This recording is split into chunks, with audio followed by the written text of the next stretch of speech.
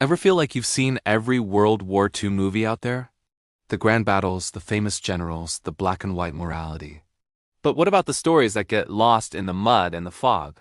Today, we'll be diving into one of the most brutally honest war films you've probably never seen, the 1998 HBO movie, When Trumpets Fade. This isn't a story of heroes charging into glory. This is a story about survival, plain and simple. Our story throws us headfirst into the hellish landscape of the Hürtgen Forest in late 1944. This was a brutal, bloody, and often overlooked chapter of the war on the Western Front. The Allies thought it would be a quick push, but the dense woods, the terrible weather, and the dug-in German resistance turned it into a meat grinder. The battle lasted for months, and the casualty rates were staggering. This is the world we find ourselves in. We meet Private David Manning, played by Eldard. When we first see him, he's not a hero, he's a survivor. In fact, he's the only survivor of his platoon, and he's dragging his wounded buddy back to the American lines. His only goal is to get a Section 8 discharge, a ticket out of the war on psychiatric grounds. He's seen enough, done enough, and wants no more part of it. He's what they called a replacement, just another body to fill a gap in the line. And he's acutely aware of how disposable he is, but the army has other plans. His company commander, Captain Pritchett, is a man pushed to his absolute limit. He's desperate for experienced soldiers, even ones who are trying to run away. Instead of getting the discharge he craves, Manning's act of dragging his friend back is misinterpreted as bravery. In a twisted bit of battlefield logic, he gets the one thing he doesn't want: a promotion to sergeant, his new job, to lead a fresh-faced squad of replacements back into the very same meat grinder he just crawled out of. This is where the film really digs its heels in. Manning is now responsible for a group of green kids who look at him with a mix of fear and respect. There's Sanderson, a by-the-book guy who clashes with Manning's cynical survival-at-all-costs attitude. There's Lonnie, a young medic just trying to keep people alive. And there are others, all of them terrified, all of them looking to Manning for answers he doesn't have. Manning's leadership style is harsh and pragmatic. He's not trying to inspire them. He's trying to keep them alive for 5 more minutes. He teaches them the brutal lessons of the Hürtgen. Stay low, don't bunch up, and forget everything you learned in training, because none of it applies here. His methods are cold, and he seems almost cruel, but you can see the conflict in his eyes. He's trying to harden these new soldiers so they don't make the same mistakes that got his last squad killed.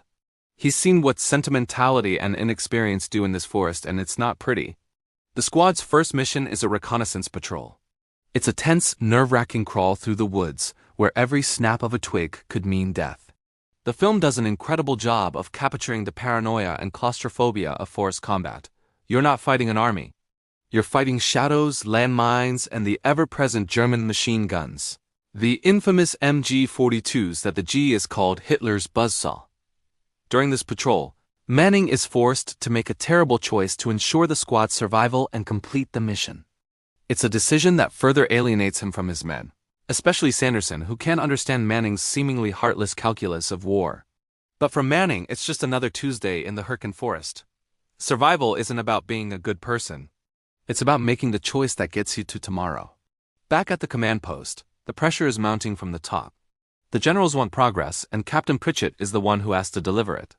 He's a good officer trapped in an impossible situation, forced to send men on what feel like suicide missions. He sees a reflection of his own desperation in Manning. He promotes Manning again, this time to platoon sergeant, giving him even more responsibility, pushing him further away from the escape he so desperately wants. Manning is now caught in a vicious cycle. The better he is at surviving, the more the army rewards him with promotions that put him in even greater danger.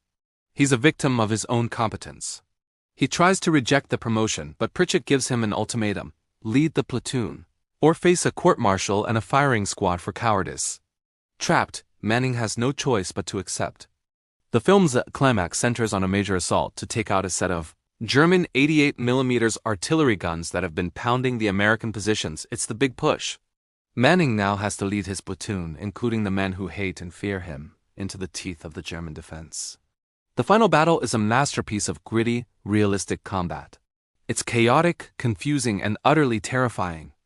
There are no soaring musical scores or slow-motion hero shots. It's just noise, mud, and desperation.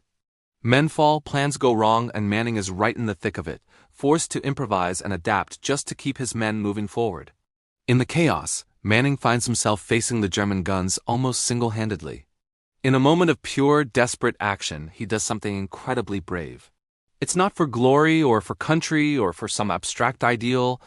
He does it because it's the only thing left to do. It's the final, brutal expression of his will to survive. And then it's over. The battle is won, but the cost is immense. Manning, wounded and exhausted, lies in the mud, surrounded by the carnage. The trumpets of victory that are supposed to sound for heroes? They're silent. All he hears is the ringing in his ears and the quiet of the forest. In the final scene, a new batch of green replacements arrives.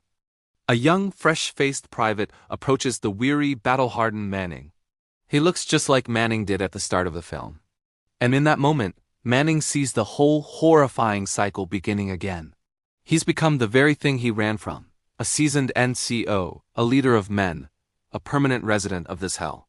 There is no escape. The war has claimed him, not by killing him, but by changing him forever. When Trumpets Fade is a powerful, unflinching look at the dehumanizing nature of war. It strips away the heroism and shows you the raw, ugly truth. It's a film about the replacements, the forgotten soldiers who were just numbers on a page, thrown into the grinder to keep the machine of war moving. It's not an easy watch, but it's an essential one for anyone who wants to understand the true cost of combat. It's a reminder that in war, sometimes the only victory is surviving another day. Thanks so much for watching. If you enjoyed this deep dive into a hidden gem of a war movie, be sure to hit that like button and subscribe for more.